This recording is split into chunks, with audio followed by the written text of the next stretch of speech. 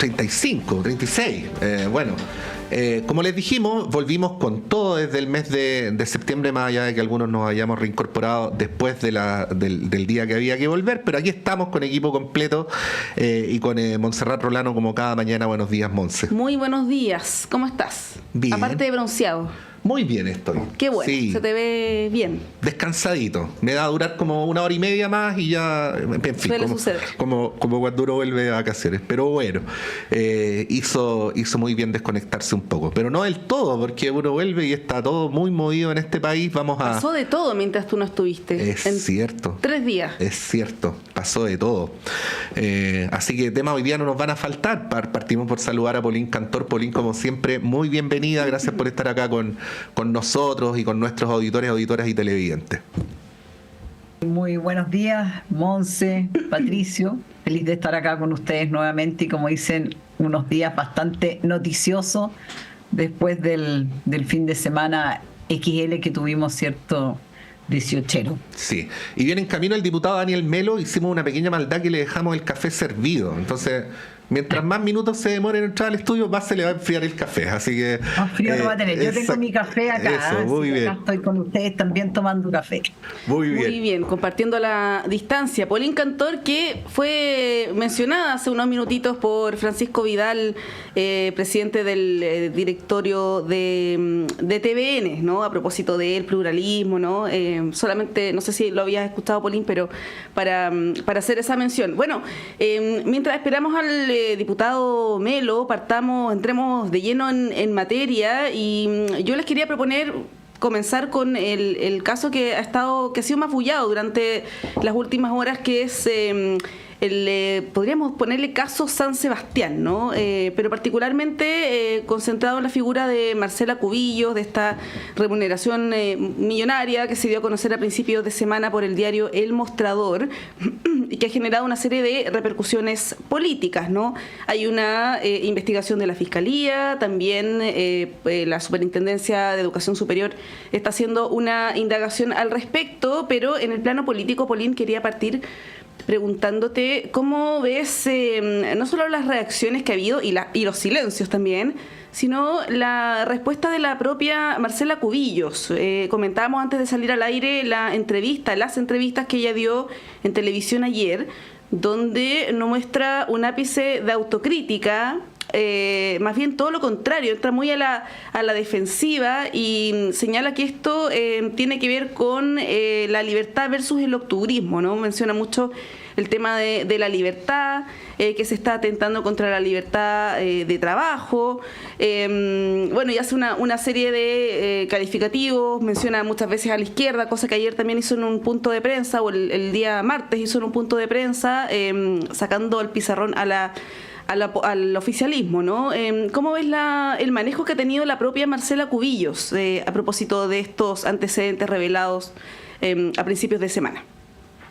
Yo creo que acá es importante poner las cosas también en su contexto para que los auditores también entiendan de qué universidad estamos también hablando, porque yo creo que acá muchas veces se empieza a mezclar lo público con lo privado. Entonces, yo diría que lo primero que es importante decir es que es un sueldo alto y que está fuera de lo que es el ámbito académico, lo es. Y yo creo que en eso hay una opinión absolutamente transversal. Y yo creo que en ese sentido la propia Marcela Cubillos, ella misma, cuando le preguntan, ¿tengo un buen sueldo o es alto mi sueldo?, ella abiertamente dice que sí. Así, yo creo que acá nadie puede decir que es un sueldo de mercado, que es un sueldo que corresponda, sino que es efectivamente, está como fuera de los cánones que uno puede pensar. Yo no sé, y no tengo esa información, si hay qué rector de universidad pueda tener un sueldo mucho más alto que eso en una privada, y me imagino que en una pública los sueldos no creo que lleguen a ese monto, pero no tengo la información. Entonces yo creo que también cuando uno dice acá, esta es una universidad privada, ¿cierto?, que es por donde ha ido el argumento de la Marcela, que no está adscrita a la gratuidad, que si bien recibe, ¿cierto?, fondos públicos, estos son básicamente para becas o fondos concursables. Por lo tanto, esos tienen que ser debidamente rendidos. Entonces, es una negociación al final entre privados de que acuerdan un monto determinado de sueldo. Entonces, uno se pregunta, acá es la persona que dice, a mí me pagan esto, la que es responsable, o el empleador que decide pagarle eso. La verdad es que acá hay una decisión de la Universidad San Sebastián de pagarle ese sueldo, y ellos tendrán las razones por las cuales consideran que su tiempo, su imagen, su aporte a la universidad vale ese sueldo. Entonces yo creo que acá cada uno puede tener su opinión personal, pero en términos legales es un campo en el cual uno de verdad no hay un sustento del cual uno se pueda tomar, porque la verdad es como cualquier empresa privada, deciden entre trabajador, ¿cierto?, y empleador cuánto va a ser ese monto. Entonces acá claramente hay un tema, yo creo que en eso sí concuerdo, que hay un aprovechamiento político de tomar este tema y ponerlo como bombo en fiesta, porque yo creo que hay otros temas que son mucho más relevantes en el país a estar dedicándole la cantidad de minutos que se le ha dedicado a analizar un tema que, vuelvo a reiterar, es entre privados y con fondos públicos que me imagino están correctamente rendidos. Entonces yo creo que esta arista, ¿cierto?, de que esto es un financiamiento ilegal de la política. Uno, ella no es miembro de ningún partido, es independiente. Por lo tanto, acá es difícilmente uno puede decir que acá hay una red dentro, ¿cierto?, que opera en un partido político. Y por otro lado, que es el argumento que ha salido también de algunos columnistas, de que esta es una forma de financiar la política, el que lleguen a las universidades y ahí se mantengan activos haciendo política.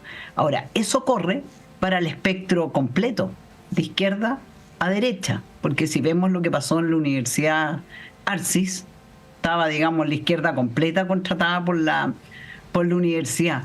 Entonces, si eso es financiamiento ilegal de la política, a mí me parece que no. Es una decisión de las universidades de a qué personas quieren contratar, salvo que se demuestre en alguna investigación alguna irregularidad.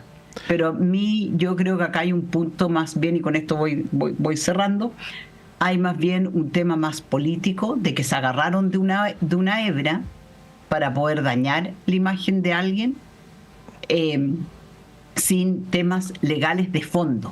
Ahora, eso no quita que efectivamente, y por eso quiero ser súper clara, que es un sueldo que uno en realidad primero cuesta pensar que eso existe en el mundo de la academia. Sí. Yo reconozco que en un primer momento incluso pensé que era equivocado, que habían puesto unos ceros de más. Sí. Pensé que era otro. Y quiero decir una cosa más, Patricio, y antes para cerrar esto, que a mí me parece mucho más grave lo que salió el listado que hizo The Clinic de los sueldos pagados por el Estado, ¿cierto?, que sueldos que están muy por sobre lo que gana, por ejemplo, el presidente de la República, y que tú dices, esa sí es plata pública. A mí me preocupa, y digo, ¿por qué un subsecretario, ¿cierto?, gana más que el presidente?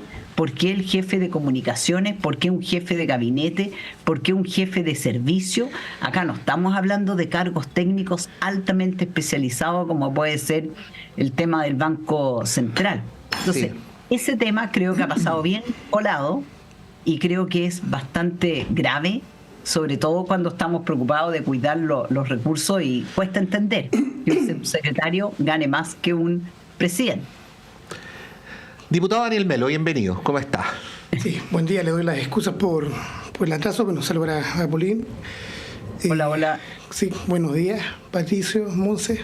Sí, estábamos hablando del tema de Marcela Cubillos. Ahí, Polín, si digo algo que no te representa, tú me corriges, pero el resumen del análisis de Polín sería, primero, que Polín reconoce que es un sueldo alto, segundo, que ella no ve ninguna ilegalidad de por medio, y tercero, que no habría ningún antecedente para justificar que este sería un mecanismo indirecto de financiamiento de la política, ¿no? Una negociación entre privados. Una negociación entre privados.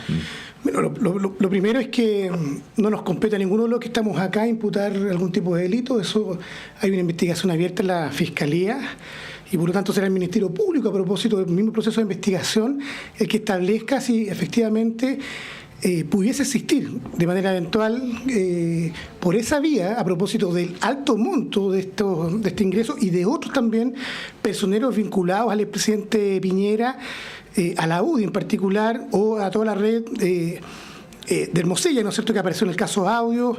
Pienso, por ejemplo, en el fiscal Guerra y otros, que efectivamente, bueno, tendrán que establecer allí si esto es, si existe o no, ¿ya? Yo la verdad es que esperaría que el proceso de investigación pueda avanzar. A mí lo que me llama la atención es que yo no conozco ningún sueldo de algún profesor o profesora con ese monto, ¿ya? Creo que sin duda nada lo justifica. Independiente que esto sea un acuerdo entre privados, la apelación a la libertad de trabajo, etcétera. Yo tengo la impresión de que es inmoral y además las respuestas de la propia Marcela Cubillos dejan mucho que desear, la verdad. Tengo la impresión de que hay una especie como de desfachatez, de impunidad también, ¿no es cierto? De ejercicio de poder, la verdad. Ya creo que no le hace bien a la función pública, porque creo que sobre todo en materia, si tú estás formando personas, ciudadanos, profesionales, debieras tener una vocación distinta que la que se ha expresado. Y esta dicotomía falsa entre octubrismo versus libertad, no sé, mire, yo tengo la impresión de que es como esta referencia que se hace a la Guerra Fría y todas estas cosas que yo creo que no ayudan absolutamente en nada. Aquí el Ministerio Público, a propósito de la petición de los diputados Chicardini y Manucheri, abrió una senda de investigación. Esperemos que lo que ocurre en ese proceso. La Superintendencia, además de Educación, está haciendo lo suyo en su rol desde el punto de vista de la fiscalización, ¿no es cierto? Porque más del 46% del financiamiento de esta universidad, sin meter a todo el mundo en un mismo saco, ojo con eso, pero proviene de financiamiento ya sea de becas o de manera indirecta también con colaboración del Estado a propósito del propio CAE. Entonces hay que mirar allí qué es lo que pasa. A mí me llama la atención el monto tan abultado, sobre todo en época de campaña. Bueno, tendrá que ser la Fiscalía la que establezca, la verdad, si existe un eventual financiamiento de la política por esta vía. Sí, solo un comentario, Pato, muy cortito. Cuando se habla de que las universidades privadas son empresas, claro, lo son, ¿no? Pero no son cualquier institución, no son cualquier institución privada, son instituciones, y esto se debatió mucho en el segundo gobierno de la presidenta Bachelet para la reforma educacional, ustedes lo recordarán, cuando se planteaba que las universidades privadas también debían ser beneficiarias de la gratuidad, ¿no? Porque cumplían un rol público, ¿no? Sí. Ahora se dice, bueno, las universidades privadas son empresas privadas, por lo tanto se rigen bajo las reglas de la oferta y la demanda, y si tú le quieres pagar 20 millones de pesos a alguien, lo puedes hacer, está en la libertad, cosa que no es tan así. Ayer la ex subsecretaria de Educación Superior, Verónica Figueroa Huencho, acá en la radio, explicaba que la nueva ley que rige hace una década aproximadamente, tú no puedes definir así como así nomás las remuneraciones. Esto tiene que ver con los procesos de acreditación y también porque está estrictamente prohibido el retiro de utilidades, ¿no? Después de que se definió el tema del lucro en las universidades, por lo tanto, esto por algo se está investigando, ¿no? Porque evidentemente no es algo usual o regular, digamos. Sí. Ahí, Paulín, bueno, surgen un par de preguntas. Primero, como decía Monse, la Universidad San Sebastián, si bien es privada, pertenece a un sistema, ¿no? Y ese es un sistema que está regulado por el Estado. Y entonces hay un par de preguntas. Primero, si una universidad donde casi la mitad del financiamiento proviene del Estado, tú decías no por la vía de la gratuidad, pero sí por la vía del CAE, puede argumentar que es privada, ¿no? O sea, formalmente es privada, pero opera de manera importante gracias a los recursos públicos, y si por lo tanto no tendría un deber peculiar al respecto, que es un deber que también comparten las universidades que son más estrictamente del Estado, ¿no? Pero de ahí se deriva una segunda pregunta. Como la Universidad San Sebastián hasta el momento no se ha pronunciado, no conocemos cuál es su política de remuneraciones, pero voy a poner el siguiente ejemplo, ¿no?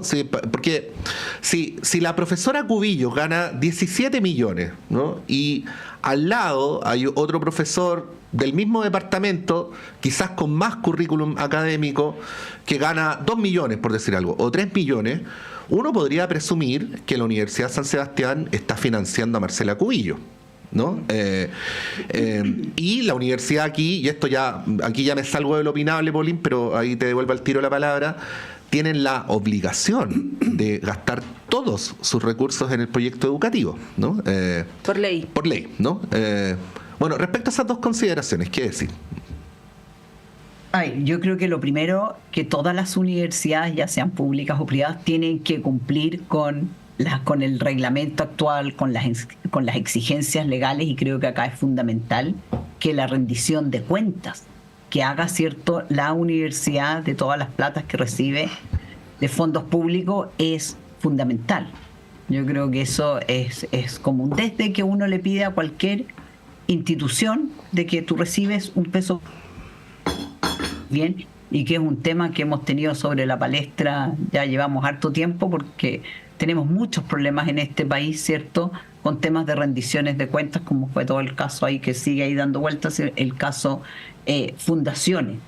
Pero creo que acá el mayor responsable, y por eso yo digo que esto ha sido un golpe más bien político, afectar a alguien, es a la universidad más que a la persona. Porque tú te preguntas y dices, a ver, ¿cuál es la política de remuneraciones que tiene la universidad? ¿Qué es lo que le pasa a ese profesor, como bien dices tú, que gana, no sé, un décimo? Sí, lo digo hipotéticamente, porque ni la universidad se ha pronunciado sobre el tema, pero es una hipótesis razonable, digo, pero al final, ¿no? Uno dice, en el fondo, ¿quiénes quedan más afectados? Por lo menos a mi entender, es al final la imagen de la universidad. Hoy día está mucho más en juego para mí, en términos de fondo, la imagen de la universidad, que el golpe político y el daño a la imagen que se está buscando hacer con Marcela Cubillo. Porque tú puedes pedir muchas cosas y tú puedes decir, oye, es que mi hora vale tanto, mi imagen asociada a la universidad vale tanto, que es lo mismo que hacen, digamos, todos los rostros que vemos en la publicidad. Cada uno tiene tarifas distintas porque consideran que hacerle publicidad, ¿cierto?, a una marca vale X. Y probablemente si yo me acerco a decirles que les quiero hacer publicidad, no me van a pagar nada. Entonces tú te preguntas por qué la universidad está dispuesta a pagar esos sueldos. ¿Cuál es el valor agregado que ellos ven? Entonces, eso yo creo que esto es algo que al final le va a pegar mucho más a la universidad en términos de un mediano plazo, digamos, una vez que pase esto, porque una vez que esto pase, tengo claro que el oficialismo pasó la elección, chao, va a dejar este tema de lado, porque ya van a haber logrado probablemente instalar el tema en la agenda. Pero no es el fondo. El fondo tiene que ver al final con cuál es la política que tienen las universidades con respecto a los sueldos que ellos pagan, y eso yo creo que es importante también, y en todo, privado o público, que tú tengas bien definidos cuáles son tus bandas salariales, y eso no es quitarle libertad, sino que simplemente son al revés, es como tú tienes una cultura organizacional que sea sana. Y por eso vuelvo a lo mismo que les dije antes, que a mí me llamó mucho la atención y que no ha sido más, no ha estado más en los medios, los cuestionamientos que vimos con respecto a los sueldos públicos. Que yo sigo insistiendo, como un jefe de gabinete del Ministerio de Obras Públicas puede tener un sueldo más alto que el del presidente de la República. Así no vamos sabiendo que los dos son cargos políticos. Entonces, yo creo, y es así, Patricia, es plata de todos los chilenos. Sí, yo quisiera hacer un comentario a propósito de la última reflexión de Paulín. Mira, no mezclemos peras con manzanas. Una cosa es lo que ocurre a nivel de los sueldos, ¿no es cierto?, de los funcionarios públicos. Se está, de hecho, legislando para el próximo periodo presidencial estandarizar ¿ya? Los ingresos del presidente, los ministros, los subsecretarios, jefes de servicio, precisamente para corregir estas anomalías que recién describe Paulín. Pero cosa distinta es que la Superintendencia de Educación Superior, por una parte, le envía un oficio a la universidad para que establezca efectivamente cuál es el uso, ¿no es cierto?, de los recursos provenientes de financiamiento público, como es el caso de becas y por la vía también del crédito con aval del Estado. Eso es una cosa, ¿ya? Y segundo, la carpeta investigativa que abre el propio Ministerio Público a petición de los diputados socialistas Manucheri y Chiccardini para un eventual financiamiento irregular de la política a propósito de la anomalía, porque lo quiero decir así, porque aquí no estamos hablando de una persona que ganó un premio Nobel y que por lo tanto le representa a una determinada institución un prestigio enorme. Estamos hablando de una persona que tiene un título profesional, que fue ministra de Estado, fue parlamentaria en su momento, pero aquí no estamos hablando de un astronauta de la NASA. O sea, perdónenme, pero 17 millones de pesos, ni el rector ni la rectora de la Universidad de Chile tiene ese nivel de ingreso con el rol público, ¿no es cierto?, de la universidad. Entonces, ¿cuál es el punto de fondo? Es que se tiene que establecer la verdad. ¿Ya? No somos nosotros quienes vamos a imputarle un determinado delito a una persona. Tiene que ser el Ministerio Público el que establezca, ¿no es cierto?, a propósito de la propia investigación que se abrió, las eventualidades referidas a esto. ¿Ya? Porque además llama mucho la atención de que la universidad, el listado de personeros del ex gobierno del presidente Piñera, y muchos de ellos además que están vinculados al propio caso de Hermosilla o el caso Audio, que aparecen en las escuchas, el propio Andrés Chadwick, que acaba de renunciar a la universidad, ¿ya? Entonces, por lo tanto, mire, yo tengo la impresión de que aquí puede existir eventualmente una caja de Pandora que debe ser investigada, por cierto, y eso implica para todos, Yo no le quito tampoco importancia a lo que ocurrió en el caso Fundaciones y Convenios, que yo tengo la impresión que ahí también tiene que haber profundidad en la investigación, porque hay que dar señales claras respecto a el comportamiento de los servidores públicos, ¿ya? De la transparencia, la probidad, que yo creo que son principios elementales para la política pública, para el servicio público, y sobre todo para las autoridades. Sí, vamos a hablar del caso Hermosilla, Audio, Vivanco, Chadwick, ya no sé cómo denominarlo, particularmente lo que tiene que ver con el exministro Chadwick, lo que anuncia ayer de su renuncia, ¿no? A la Universidad de San Sebastián, y la querella donde aquí el diputado Melo está también directamente implicado. Son las 8:59, hacemos un breve corte y a la vuelta retomamos este y otros temas. Vamos y volvemos.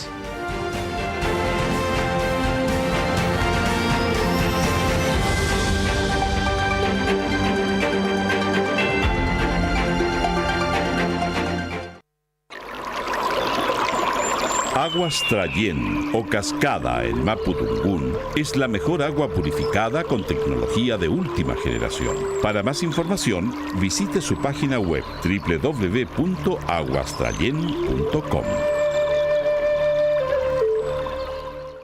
Soy Fernando Lolas, miembro de número de la Academia Chilena de la Lengua, y quiero invitarlos a escuchar nuestro programa Diálogos del Instituto de Chile todos los días jueves a las 18 horas en Radio Universidad de Chile. Diálogos, un programa para la producción del cultivo, progreso y difusión de las letras, las ciencias y las bellas artes. Todos los jueves a las 18 horas en el 102.5 FM y radio.uchile.cl.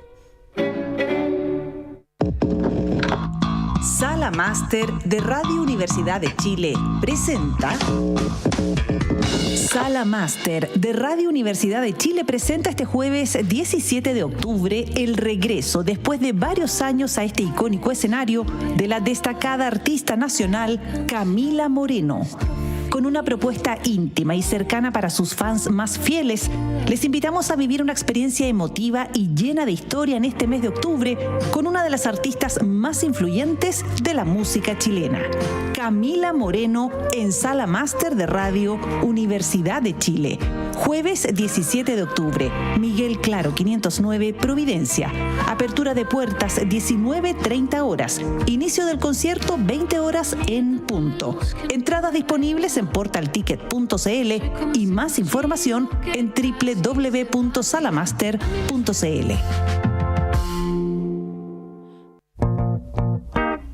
Todos Todos los sábados a las 21 horas, Alberto Mayol, Omar Sarraz, Patricio López y Antonella Esteves se reúnen para revivir la tradición de una amable conversación entre amigos alrededor de un libro y para discutir sobre literatura y la vida misma. Radio Universidad de Chile te invita a ser parte de esta República de las Letras y compartir la pasión subjetiva y personal de cualquiera que ame los libros. Te esperamos cada sábado a las 21 horas en la República de las Letras, un clásico de Radio Universidad de Chile.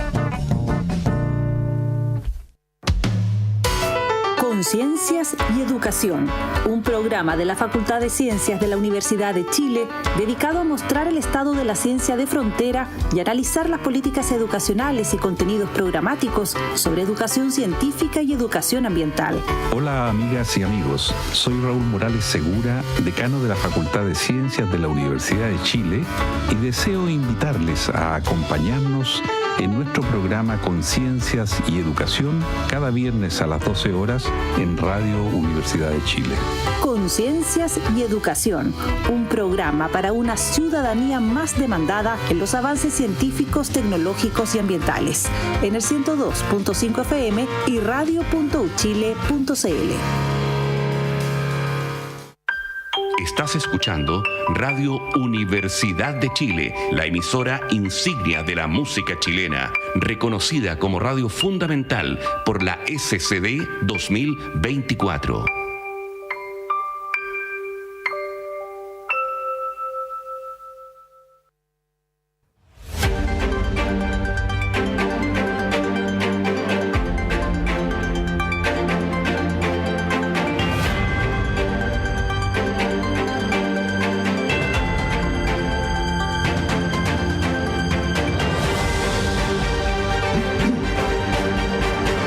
Son las 9:03, continuamos en Radio Análisis y ya vamos a ir al otro tema, pero quería hacer una mención súper breve antes de cerrar el punto anterior.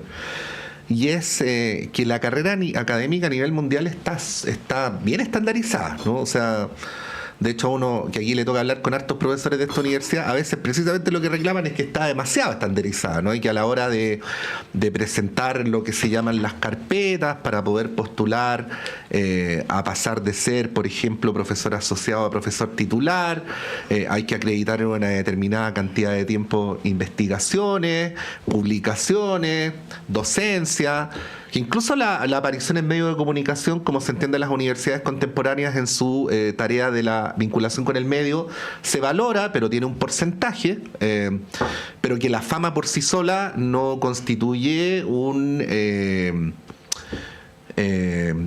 requerimiento para poder tener un sueldo más alto, ¿no? Valor agregado, decía Marcelo Cubillos. Claro.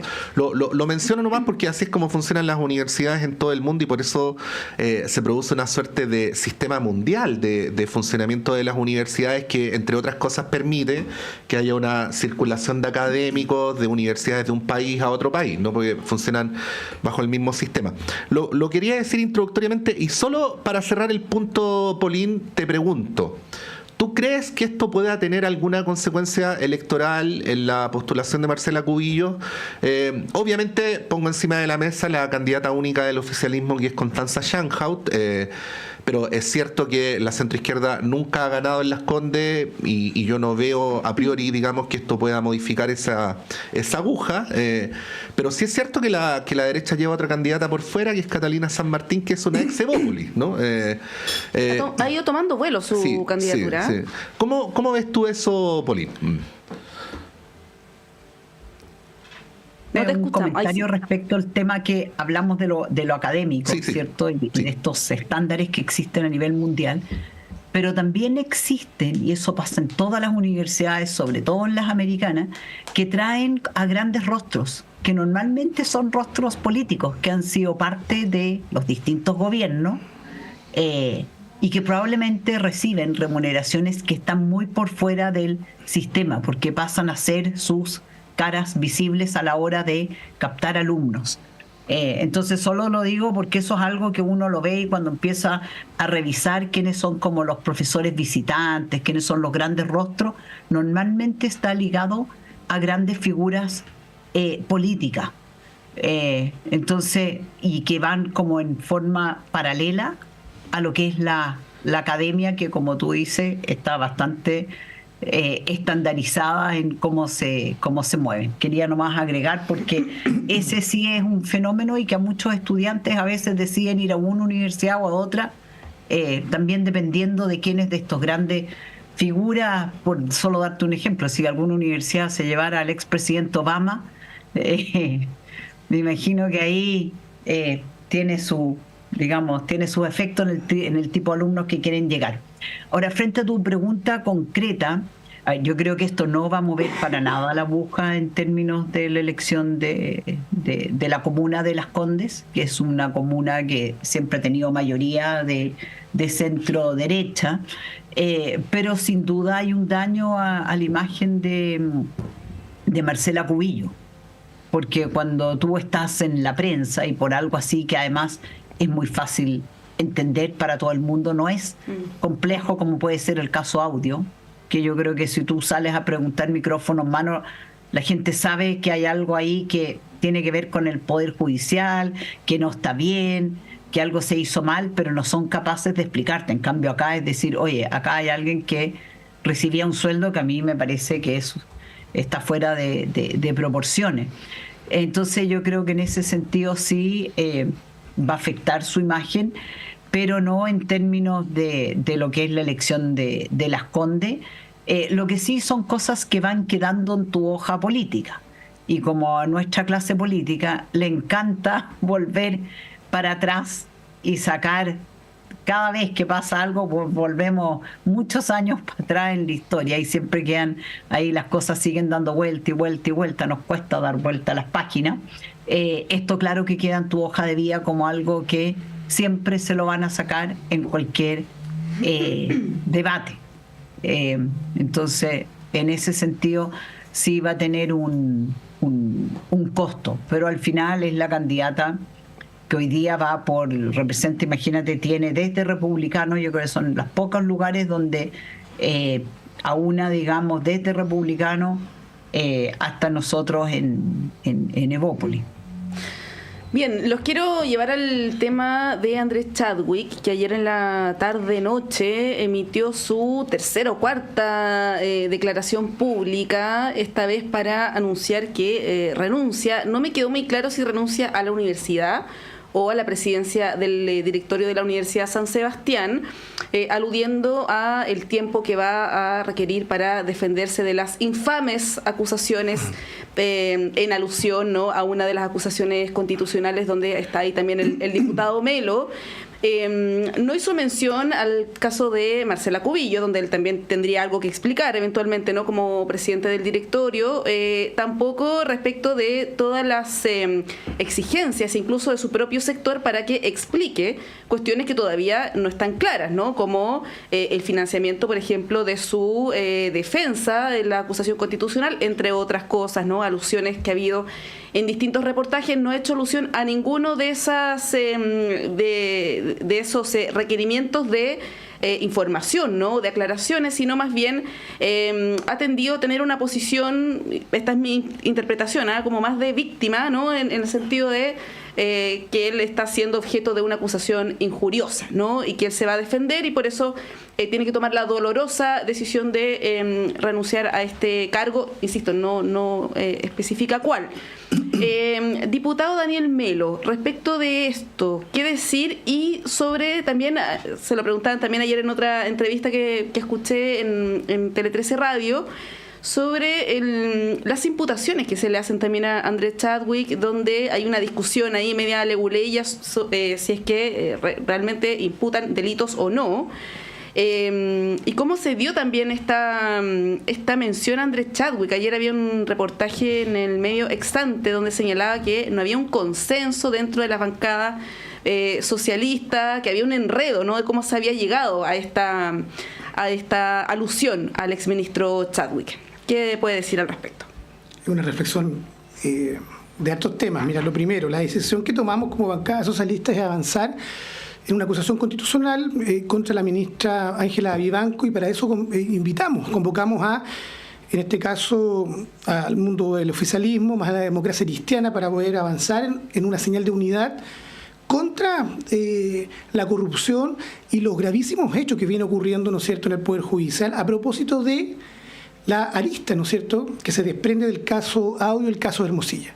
Ese es el sustento, el fundamento de esta presentación de acusación constitucional. Ya tiene un contexto político, por eso se incorpora en el fraseo, en la conversación, en ese texto, ¿no es cierto?, la figura, ¿no es cierto?, del ex ministro Andrés Chadwick, que además, si uno revisa los audios que fundamentan y la información y los hechos que fundamentan la acusación constitucional, bueno, él está presente en cada uno. Entonces era imposible obviar, ¿no es cierto?, la referencia al exministro Chadwick. El punto es que él debe responder, ¿no es cierto?, a la opinión pública, más allá de cada uno de los escritos muy pensados, muy detallados en su estrategia de defensa comunicacional y jurídica. ¿Cuál es la vinculación real y efectiva que tiene, ¿no es cierto?, con el señor Hermosilla en este caso particular, ya que tiene una arista económica, que tiene una arista desde el punto de vista de grupos económicos, al sistema político y en los graves hechos que está siendo investigado por el propio Poder Judicial y en este caso por la acusación constitucional. Entonces, eso es lo que sustenta en el fondo, porque acá, mire, hay un notable abandono de deberes, que eso es lo que planteamos, pero además la transgresión de principios del propio funcionamiento del Poder Judicial, como tiene que ver con los temas de probidad, ¿no es cierto?, imparcialidad y otros. Tengo la impresión de que en ese sentido la acusación constitucional debiera avanzar, ¿ya?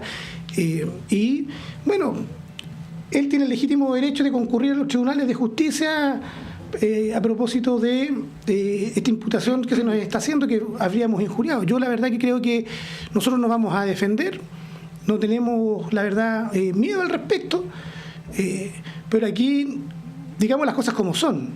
Las víctimas de toda esta red del caso Hermosilla, que está siendo investigada, son las y los chilenos, que miran con estupor cómo hay una justicia que opera para los grupos privilegiados y de poder versus una justicia que se implementa, ¿no es cierto?, para los sectores de menos ingresos y con la gente que no tiene acceso, ¿no es cierto?, a estas redes de poder.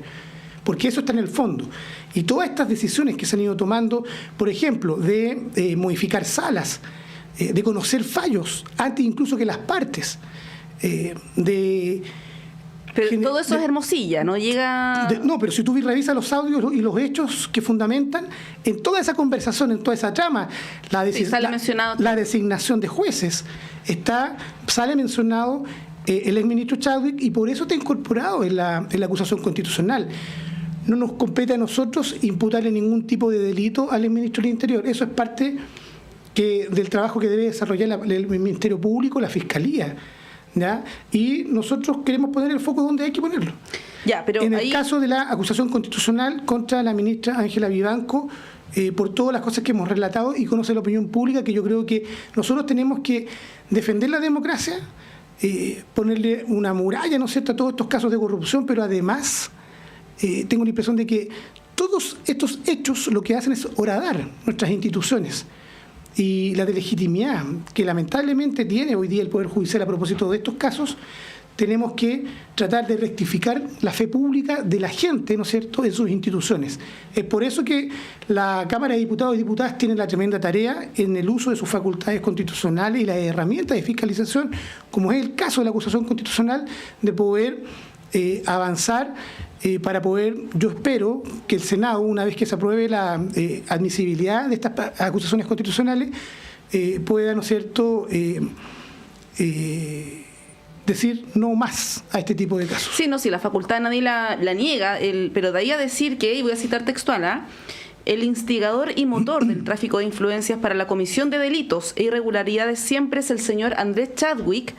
Sí, es una imputación grave y cuando todavía no había una investigación. Él está citado como testigo, ¿no?, a declarar. Eso todavía no se ha concretado.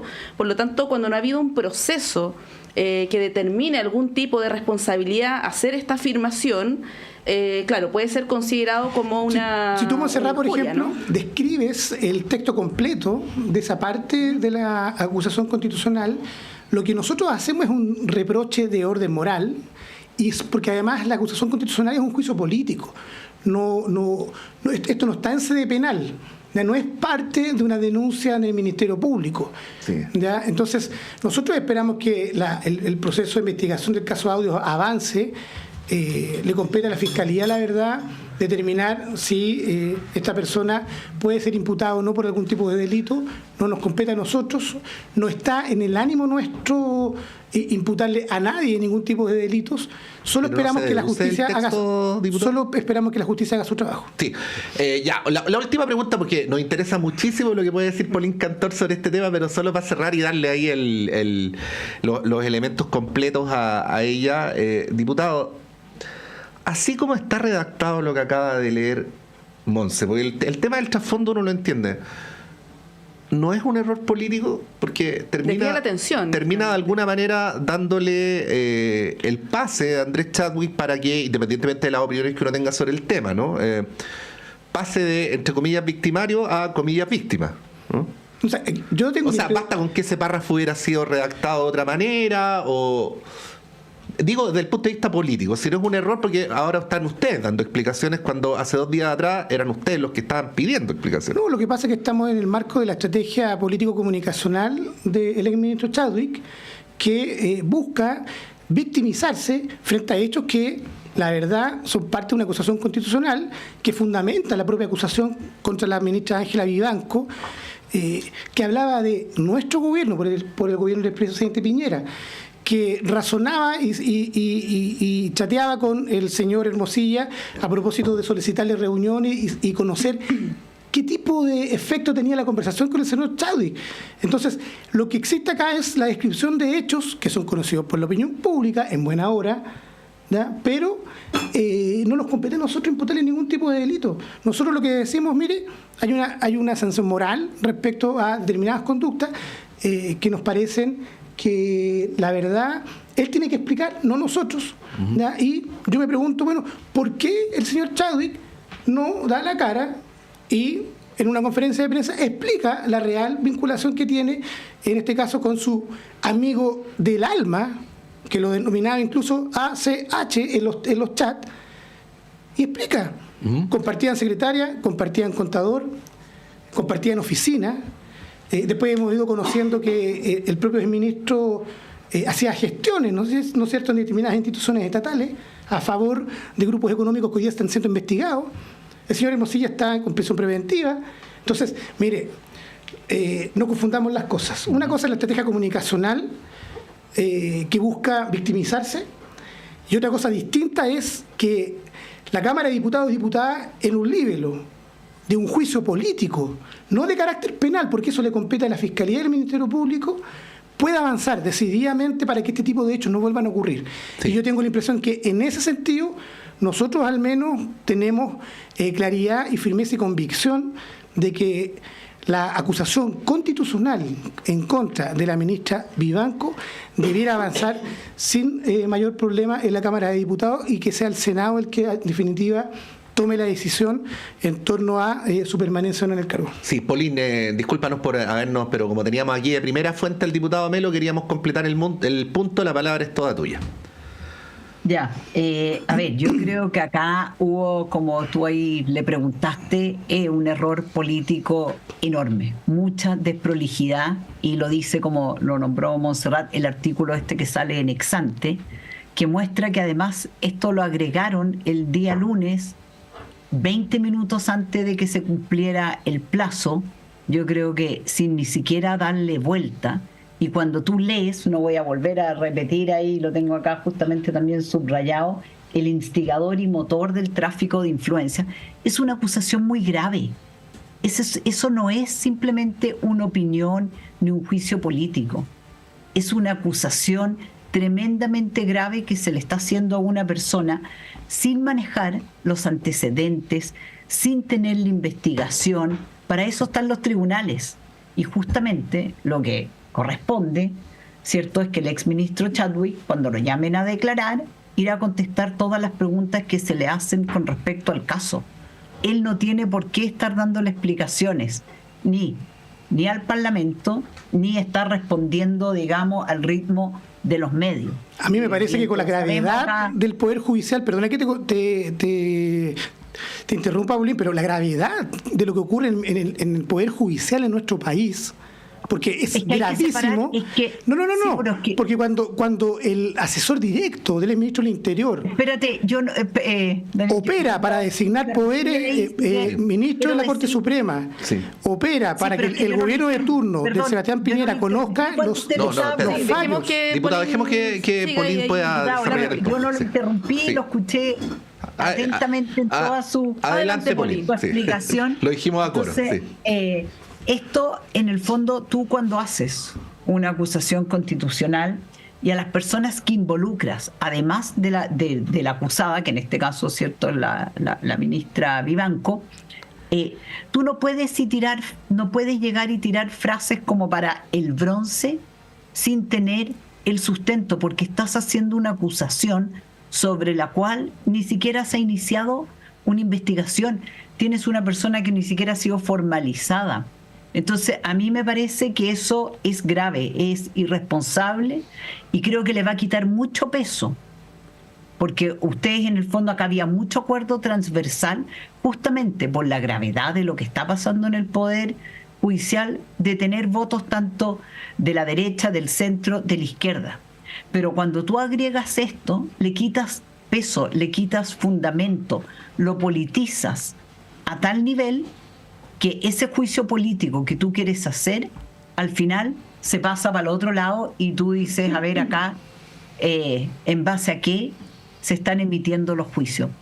Entonces, en ese sentido, yo creo que de verdad se nota que fue algo a última hora y que tiene más que ver con cómo causó daño político la imagen de una persona, como sigo, porque no nos olvidemos que el ministro Chadwick ya fue acusado constitucionalmente. Entonces es como seguir pegándole a alguien que tú dices, acá yo sigo en esta lógica, y sin tomar de verdad la cebra y los hilos que tienes que tomar, donde tienes sí toda la información para poder, digamos, hacer el juicio político a la autoridad correspondiente. Hoy día el Andrés Chadwick ya no es ministro, ya no es autoridad política, entonces ustedes lo siguen tratando como si lo fuera, y creo que ahí hay un error grande de parte de la oposición, y en ese sentido yo comparto y creo que era lo que tenía que hacer, ¿cierto? Renunciar y dejar la Universidad San Sebastián, poder, digamos, tener por un lado, no dejar de mezclar a la universidad con estos temas, y tendrá que ir a declarar cuando lo llamen, pero yo creo que acá ha existido mucha presión, por un lado también de los medios, que nosotros acá tenemos 3 periodistas acá en esta mesa. El conflicto es parte de algo que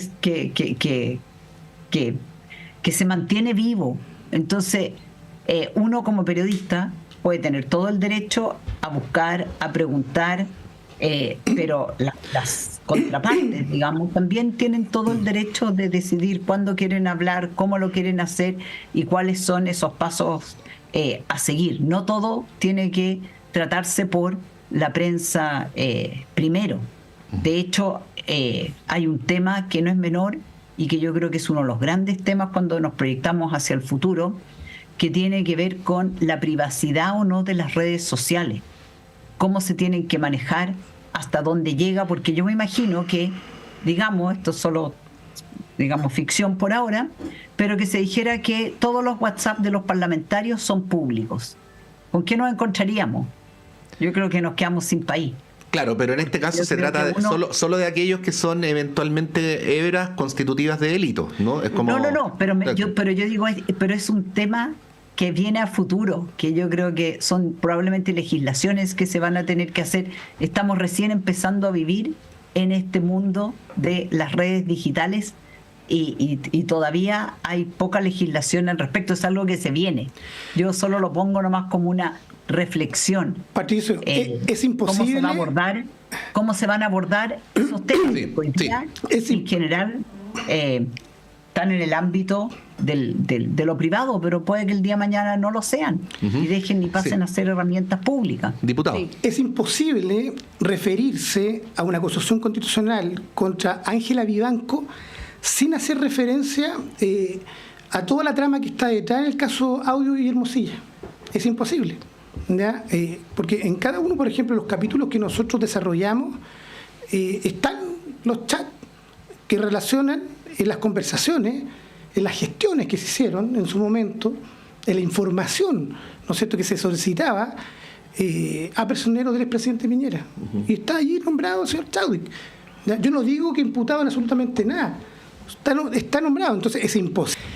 Porque la acusación, por ejemplo, que presenta la derecha en este caso, lo que hace es poner los antecedentes como una crisis grave, pero sin un contexto político. Es como que esto estuviera en el vacío, estuviera en el aire.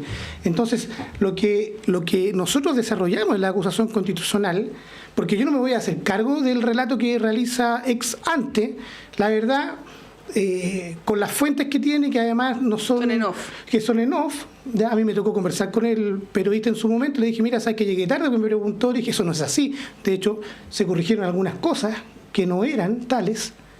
Entonces, mira, la verdad, y no quiero poner en cuestión el trabajo que realizan los periodistas, pero tengo la impresión de que, primero que hay una decisión de que el libelo tuviera un contexto político. Eso es lo primero, porque no podía no tenerlo. Es un juicio político. O sea, cuando aquí se dice, mire, lo que pasa es que la acusación constitucional se politizó. O sea, no existe un instrumento más político que la acusación constitucional porque es un juicio político en relación a las autoridades y en este caso a la transgresión de principios constitucionales, ¿ya?, que se detallan en el libelo. Entonces, tratar de que la acusación constitucional es una cuestión técnica, neutra, yo creo que eso es negar la esencia misma de la democracia, sus instituciones, y en el caso particular del Parlamento, que es la instancia de representación popular, eminentemente política de este país. Entonces, mire,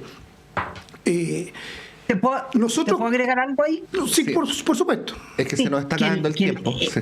El fundamento de la acusación constitucional, digamos, de la centro-derecha, es bien política. En el fondo, uno se le acusa por falta de imparcialidad en los fallos, operaciones para el nombramiento de jueces, fiscales y conservadores de bienes raíces, filtraciones de información secreta. Así ahí hay 3 puntos que están bien desarrollados. ¿Y a quién le filtró la información secreta? Pero claramente así. ¿A quién le informa? Perdona que... Pero aquel son puntos políticos. Sí, pero aquel le informa. Con respecto a notable, acá lo que se quiere probar es el notable abandono de deberes. Paulín, pero aquel tú puedes hacer una acusación constitucional. Sí. Eso está claro, pero aquel le informa la ministra Vivanco del fallo vinculado, por ejemplo, en el estallido social que se relaciona con las Fuerzas Armadas y las policías. ¿A quién le informa ese fallo? ¿A quién le informa? Al ex asesor del ministro del Interior. Perdóneme, pero eso no puede ser omitido en la acusación constitucional. Ese es el contexto político.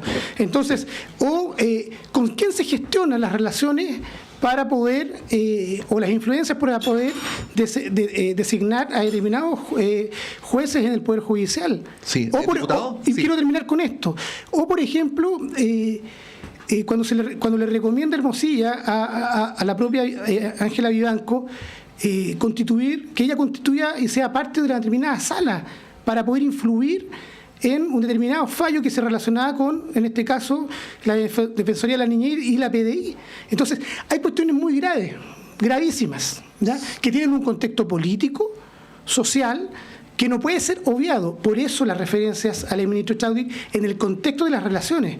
Entonces, mire, nosotros creemos que hay fundamento de sobra para poder avanzar en esta acusación constitucional, porque no mezclemos peras con manzanas. La acusación constitucional es contra Ángela Vivanco, tiene un contexto de relatos de hechos que están en el caso que están en el caso Audios, y nosotros esperamos que la derecha avance. Mire, ayer cuando en la comisión... Diputado, se nos acabó el tiempo. Ayer en la comisión los diputados de derecha parecían defensores, la verdad, de Ángela Vivanco y de sus intereses. Están claros los puntos. Sí, están claros los puntos. Una acusación constitucional. Polín, diputado... que la de ustedes es más contra Andrés Chadwick que no, contra para nada. Diputado Montserrat, estamos llegando al final. Les quiero pedir, me voy a tomar 30 segundos, porque no había estado acá, la última vez fue el 16 de septiembre, habíamos tenido días libres, y entre medio, el 18 de septiembre, murió la profesora titular de la Universidad de Chile, Jenny Azael, profesora titular, investigadora del Observatorio de Políticas Educativas de la Universidad de Chile, investigadora asociada del CIAE, probablemente una de las grandes eminencias de esta universidad en términos educativos, una académica que se dedicó toda su vida al tema educativo, no solamente a tratar de entender el sistema educativo, sino que también, en una opción personal y académica muy legítima, a procurar transformarlo. Jenny fue una gran colaboradora de esta radio además, así que creo que como director de la radio tengo que hacer esta mención no solamente a título personal, sino también a título institucional.